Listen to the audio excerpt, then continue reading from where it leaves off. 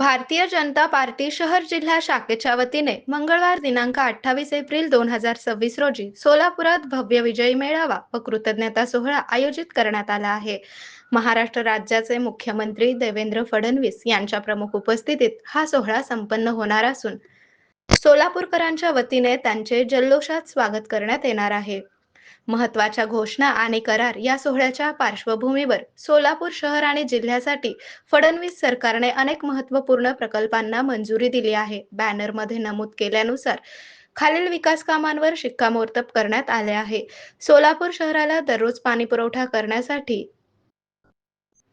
1378 कोटी रुपयांचा निधी मंजूर करण्यात आला आहे. यामुळे शहराचा पाण्याचा प्रश्न कायमस्वरूपी सुटण्यास मदत होईल.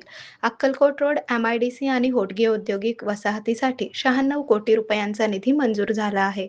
सोलापुरात IT पार्कसाठी जागा हस्तांतरित करण्याचा शासन आदेश GR 16 फेब्रुवारी 2026 रोजी निर्गमित करण्यात आला आहे. पुढील 15 दिवसात सोलापुरात अभियांत्रिकी महाविद्यालयाला मंजुरी मिळणार आहे. आरोग्य म्हणजे केवळ औषध नाही, तर निसर्गाच्या योग्य उपचारांनी मिळणारी खरी आरामदायक अनुभूती. सोलापूरमध्ये निसर्गोपचाराचं विश्वासाचं नाव लिमये निसर्गोपचार केंद्र.